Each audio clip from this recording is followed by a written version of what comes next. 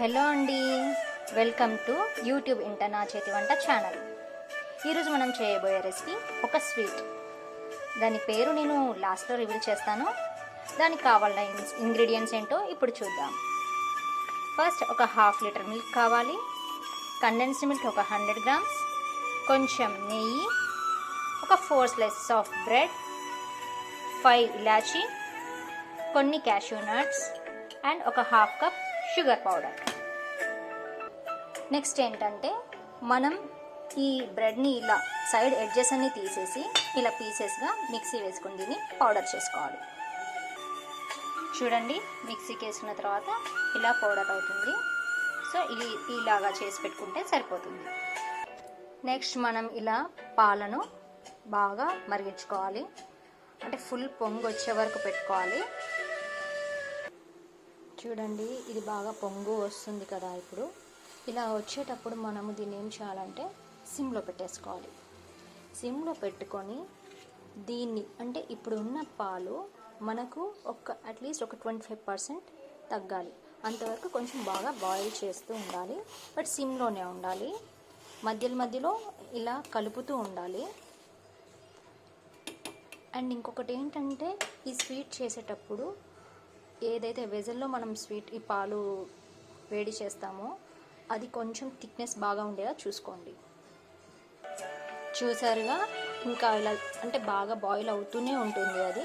So that మనం ఏంటంటే మధ్యలో ఇలా మిక్స్ చేస్తూ ఉండాలి. పైకి పొంగు రాకుండా చూసుకోవాలి. సిమ్లో పెట్టిన తర్వాత కూడా ఒక్కొక్కసారి పొంగు వస్తుంది కదా. సో మనం దాన్ని పొంగు రాకుండా చూసుకోవాలి. ఇదిగోండి, మిల్క్ చాలా వరకు తగ్గిపోయాయి.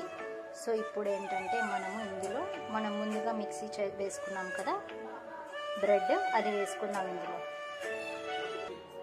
ఇదిగోండి, ఈ బ్రెడ్ వేసేసుకుందాం.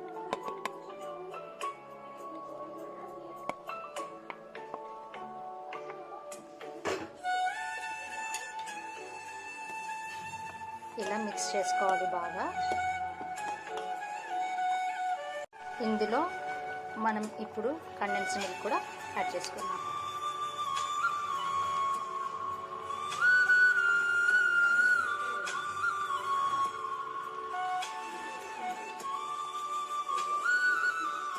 So 100 grams of condensed milk add చేశాను నేను.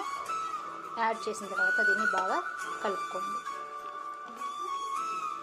ఇలా స్టిర్ చేసుకోవాలి. చూడండి, మనకు అప్పుడే గట్టిగా అయిపోతుంది కదా.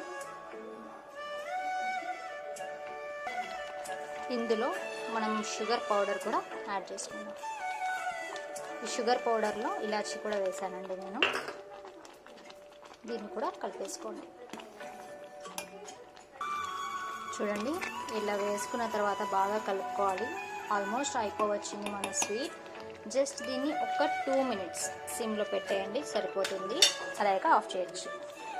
ఇప్పుడు మనం తీసుకున్న నెయ్యిని కొంచెం ప్యాన్లో వేసుకొని చూడండి, క్యాష్యూ నట్స్ని ఇలా నేను పీసెస్గా కట్ చేసుకున్నాను. ఇందులో వేసేసుకుంటున్నాను. సో ఇది రోస్ట్ చేసుకొని మనం అందులోకి యాడ్ చేసుకుంటాం. చూడండి, ఫ్రై అయిపోయింది. ఇది క్యాష్యూ నట్స్ నెయ్యిలో దీంట్లోకి వేసేస్తున్నాను, నేను యాడ్ చేస్తున్నా.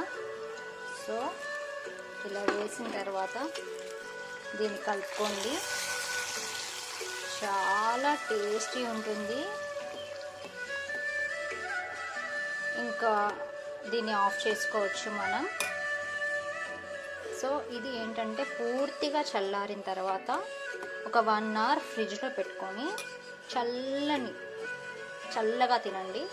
చాలా బాగుంటుంది. అండ్ దీని పేరు చెప్పడం మర్చిపోయాను అనుకున్నారు కదా. నో, దీని పేరు రబడీ. ఓకే అండి, బాయ్.